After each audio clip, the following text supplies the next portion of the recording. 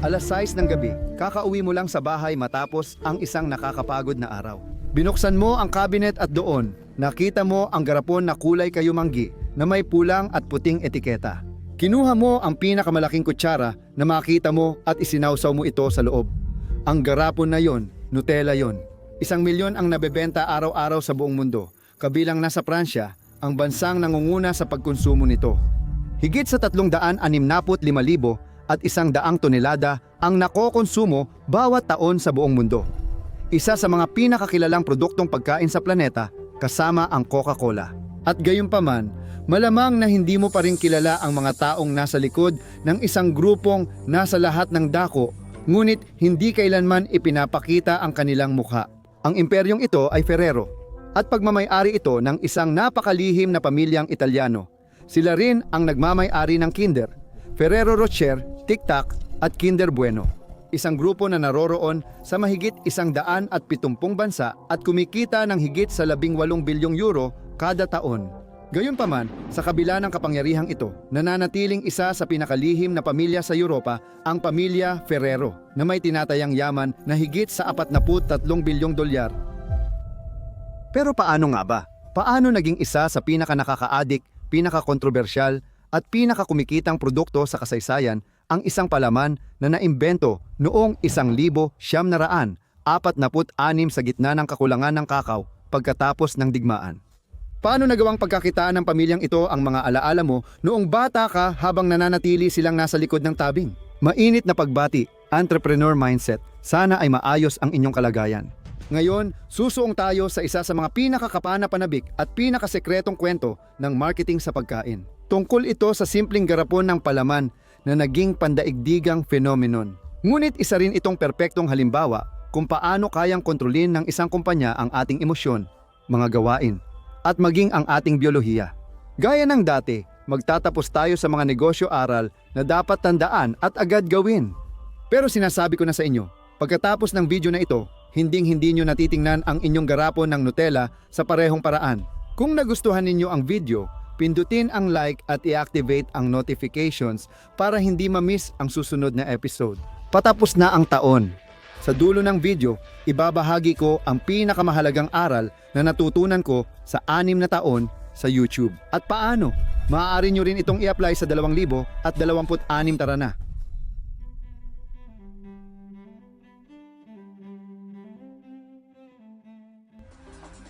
Si Pasolini ay may buong panasye, pagiging kakaiba at galing sa pagdidirect ng eksena.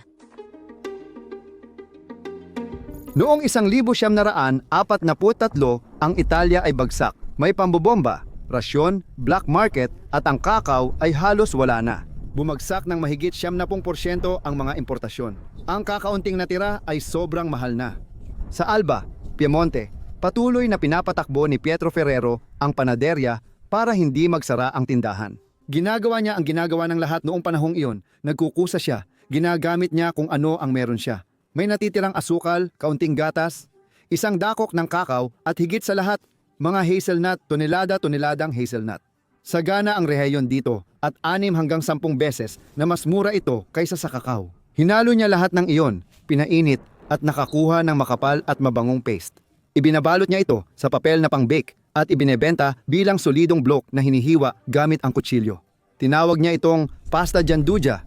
Pinag-aagawan ito ng mga tao, matamis, mamantika, nakakaaliw, at higit sa lahat, abot kaya kapag kulang ang lahat ng iba pa.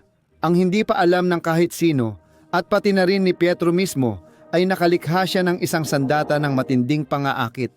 Isang pasta na mahigit 50% ay asukal, pinalakas pa ng mantika mula sa mga hazelnut, ang perpektong kombinasyon para magdulot ng biglaang paglabas ng dopamine sa utak. Pagkatapos ng digmaan, bumalik sa paaralan ang mga bata. At sa libu-libong kusina, isang bagong ritual ang lilitaw, ang paglalagay ng pasta gianduja sa tinapay tuwing umaga, at ang maliit na piraso pagkatapos ng mga araw ng pista. Isang simpleng kilos na mag-uugat ng malalim, napakalalim.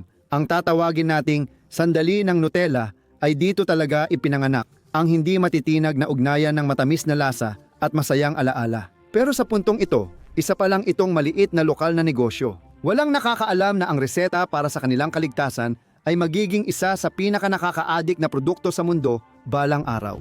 Ang pamilyang may-ari nito ay magtatayo ng lihim na imperyong kumikita ng 18 bilyong euro bawat taon upang maintindihan ang pag-usbong mula sa hiniwang blok gamit ang kutsilyo hanggang sa bilyong garapon na nabebenta kada taon. Kailangang hintayin ang isang makasaysayang matinding init ng panahon. Isang matalinong marketing na hakbang at anak na gagawing makinarya ng pananakop sa mundo ang diskarte ng ama.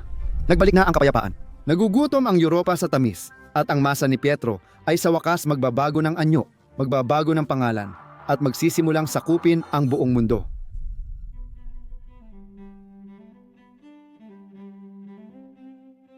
Taong 1964 kasagsagan ng 30 maluwalhating taon, nagugutom ang Europa sa tamis at kasimplehan. Si Pietro, ang patriarka, ay mahigit 10 taon ng patay at ngayon ay ang kanyang anak na si Michele na ang namumuno. Oh, ginagaya ko ang Italianong accent pero sa Pranses na bigkas pa rin tayo, Michelle. Mas madali ito para sa akin bilang namumuno ng kumpanya, lalo na't mas malawak ang pananaw ni Michelle kaysa sa kanyang ama. Kinuha niya ang lumang pasta ni Gianduja, ginawa niya itong mas malapot, mas malambot at mas matamis pa. At bibigyan niya ito ng pangalan na sasakop sa buong mundo at alam ninyong lahat. Nutella, perpektong palaman at ngiti ng bata. Hazelnut skimmed milk Nutella. Malaking lakas ang kailangan bilang bata. Sa umpisa pa lang, ramdam mo na ang emosyonal na bitag na dahan-dahang sumasara. Sarado pa noon ang mga hangganan, pero nakita ni Mikel Ferrero ang mas malaking potensyal ng pangalang Nutella. Simple at madaling bigkasin saan man. At ang presyo, panalo. Dahil sa mga lokal na hazelnut mula sa Piemonte, na gaya ng alam nyo na ngayon, 6 hanggang 10 beses na mas mura kaysa sa imported na kakao, mabebenta ang Nutella ng 40% na mas mura kaysa sa karaniwang tsokolate. At alam nyo na ang resulta. Sumabog ang benta, sumabog talaga. Matapos ang ilang taon, pumasok ang Nutella sa mahigit 10 bansa sa Europa at kalaunan sa buong mundo. Mapupunta ang garapon sa lahat ng kabinet at doon gumagana ang mahika o mas tamang sabihin, ang perpektong estratehiya. Hindi lang tsokolateng palaman ang Nutella, kundi sandali at gawain na nagiging bahagi ng iyong routine. Mula almusal hanggang merienda, isang ritual na nagdudulot ng emosyonal na koneksyon. Pero may madilim na bahagi ang tagumpay na ito, nakatago sa resipe. Mahigit 55% purong asukal, halos lahat ng lasa ay galing sa asukal, hindi sa kakao. Isa ito sa unang produktong Europeo na asukal ang pangunahing bida. Siguradong sinabi na ito ng mga magulang o lolo't lola ninyo noon. Mas masarap ang pagkain dati at tama sila. Mula 1,960 hanggang 1,973 ang konsumo ng asukal sa Europa ay tumaas mula 29 na kilo hanggang mahigit 36 na kilo bawat tao bawat taon. Hindi mo iisipin pero ang laki niyan. At ang Nutella, nang hindi namamalaya ng karamihan, ay magkakaroon ng malaking papel sa alon ng asukal na ito na magbabago sa ating mga nakagawiang pagkain magpakailanman. Sikat na ang Nutella tuwing almusal at nais pa ni Ferrero ng mas malaki pang tagumpay. Kung sino ang makakabihag sa puso ng mga bata, siya rin ang makakakuha ng merkado sa maraming henerasyon. Tanungin mo si Disney na kamakailan lang nating natalakay sa channel at eksaktong sa sandaling iyon, ilalabas ng pamilya ang kanilang pinakamalalakas na sandata. Mga kendi na huhubog sa pagkabata, magdudulot ng maagang pagka-adik at magsisiguro ng habambuhay na katapatan.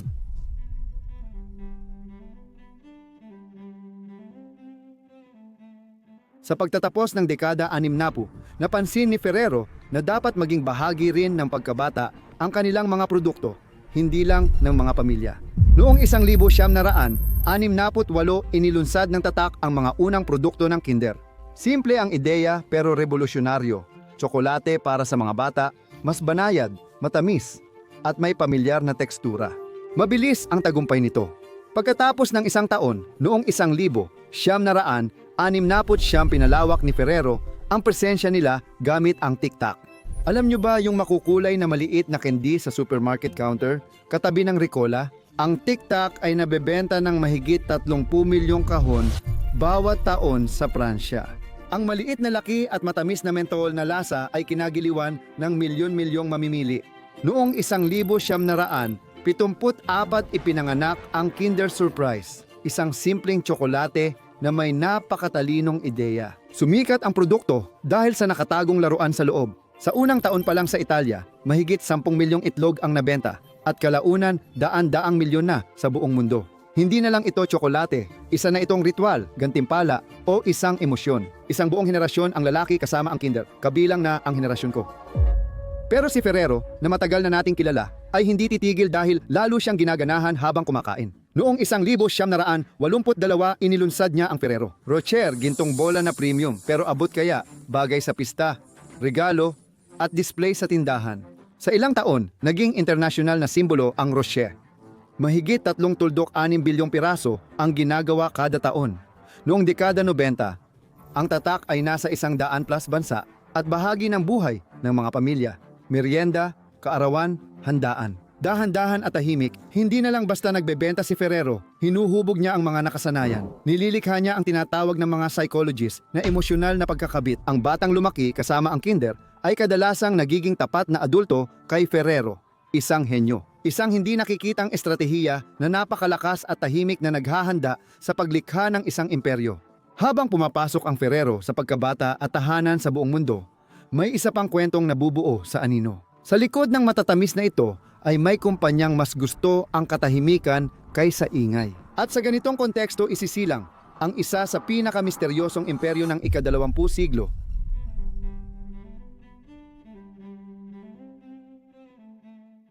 Top 10 produkto ng Nutella. 4.7 dolyar para sa 4 Nutella donuts. Noong 2000 naging pandaigdigang kumpanya ang Ferrero na kumikita ng bilyong euro taon-taon, hindi lang basta tagagawa ng tsokolate. Gayunpaman, taliwas sa mga higante tulad ng Nestle o Mars, nananatiling hindi nakikita ang pamilya Ferrero. Si Michelle Ferrero, ang patriarka, ay tumatanggi sa mga panayam, mga komperensya at mga larawan. Bihira siyang magsalita kaya mas kilala ang produkto niya kaysa sa boses niya. Noong 2008 tinantiya ng Forbes na may higit 22 bilyong dolyar ang kanyang yaman, kaya siya ang pinakamayamang tao sa Italia. At gayunpaman, wala siyang pampublikong larawan, wala sa telebisyon o kampanya ng ego. At taliwas sa karamihan, kusa niya itong ginagawa. Sa Ferrero, lihim ang lahat. Sarado ang pabrika, bawal ang mamamahayag, nakatago ang resipe. At ang estratehiya ay para lang sa pamilya. Mahigpit mamuno si Michelle, ngunit obsesyon niyang protektahan ang pribadong buhay ng grupo. Pero gaya ng lahat ng imperyo, dumarating ang tanong ng pagmamana. Sina Pietro at Giovanni, na inihanda mula pagkabata, ay may kanya-kanyang tungkulin. Internasyonal na pag-unlad kay Pietro at estratehikong pamamahala kay Giovanni. Noong 2011 yumanig ng trahedya sa imperyo nang biglang mamatay si Pietro, 47 sa aksidente sa South Africa. Nagulat ang lahat. Tatalakayin ng media ang imperyong nawala ng ulo, pero gaya ng dati, tahimik ang pamilya. Si Giovanni, kapatid niya, ang namuno sa grupo at itinuloy ang pananaw ng ama nila. Tahimik na paglago, pagpapalawak at inobasyon. Samantala, patuloy na pinangungunahan ni Ferrero ang mahigit 40 pabrika, 47,000 empleyado at presensya sa mahigit 170 bansa. Sumabog ang benta ng Kinder, naging produktong pangkultura ang Nutella, halos naging pambansang simbolo sa Italia, at ang Ferrero Rocher ay naging pangunahing tsokolate tuwing pista sa buong mundo. Sa harap niya sumusulong ang ibang higante na may lakas. Mahigit 45 bilyon ang kita ng Mars Incorporated kada taon. Ang Mondelez, may sikat na tatak gaya ng Oreo at Lay's, ay kumikita ng nasa 36 na bilyong dolyar. Ang Ferrero, na may 18.4 na bilyong euro na kita, ay hindi pinakamalaki, pero pinakakumikita kada produkto at may pinakamaraming kontrol sa mga tatak na may emosyonal na halaga. Pero sa likod ng tagumpay na ito ay may aninong lumalaki kasabay ng imperyo. Noong 2000 at 15 tumaas ng 20% ang global na konsumo ng asukal. Nagbabala ang autoridad sa labis na katabaan ng mga bata at madalas ituro ang mga produkto ng Ferrero na may higit 50% asukal bilang dahilan. 15.5% ng palm oil, 55% ng asukal, 13% ng hazelnut pito tuldok, 4% ng cocoa powder, 8 tuldok, 6% ng gatas at skimmed milk powder, at 0 tuldok, 5% ng soy lecithin at vanillin. Hindi kailanman sumasagot si Ferrero. Walang pahayag, walang paliwanag. Nakakaintriga at nakakabahala ang katahimikan. Noong 2012 sa United States, kinasuhan ang tatak dahil sa mapanlinlang na patalastas. Isang ina inakusahan ang Nutella sa ganitong pagpapakita. Magkakaroon ng iskandalo at magbabayad si Ferrero ng milyon-milyon para tapusin ang kaso at ayusin ang kanilang patalastas. Sa unang pagkakataon, sumalpok ang imperyo sa realidad at mabilis na may mga boses na babasag sa alamat para ipakita ang tunay na mukha ng dambuhalang ito.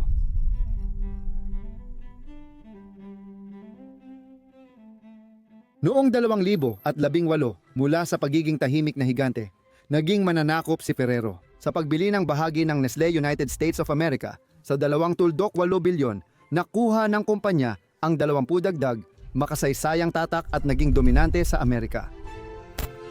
Nestle Toulouse Tawa. Ano ang pangalan niya? Nestle Toulouse. Nestle Toulouse. Ang Ferrero ay may 41,000 mahigit empleyado pabrika sa lahat ng kontinente at kita na higit 14 bilyong euro.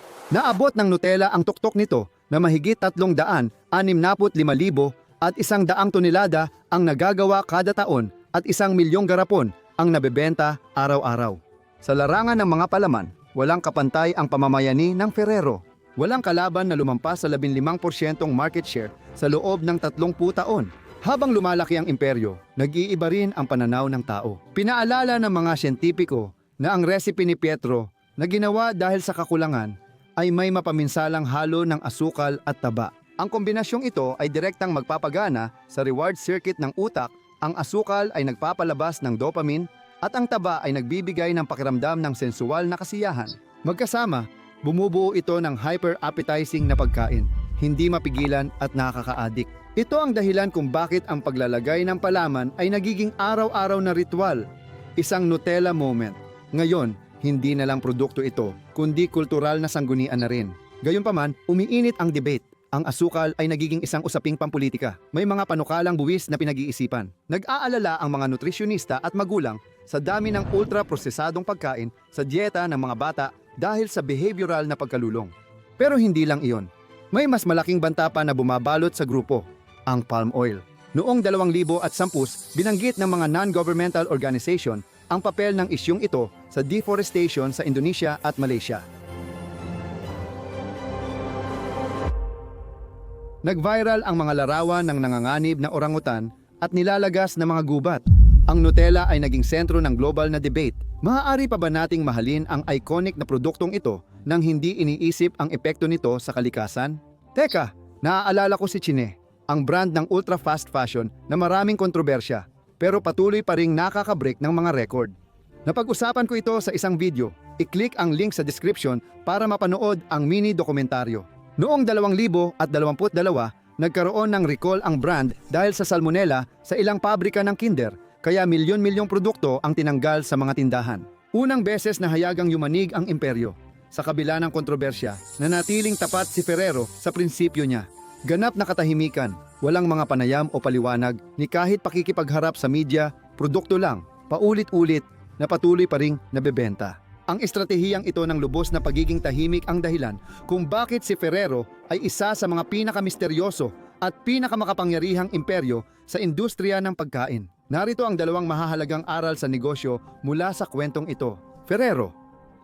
Ang una, ang produkto ay hindi lang basta ang ibinebenta mo, kundi ang emosyon na iniuugnay mo sa produkto ang siyang lumilikha ng katapatan. Hindi lang palaman ang ibinenta ni Ferrero, kundi isang ritual, alaala, at sandaling pampamilya.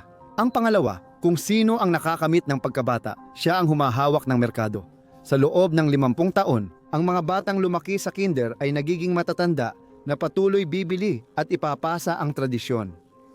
At ang nakakabighani sa kwentong ito, lahat ng nakita natin ay walang kinalaman sa tsokolate. Pinag-uusapan natin ang ritual, pag-uulit at pagbuo ng isang asset sa pangmatagalan. Maligayang pista sa inyo, Entrepreneur Mindset. Ingat lagi. Ako si Mansur. Hanggang sa susunod na taon.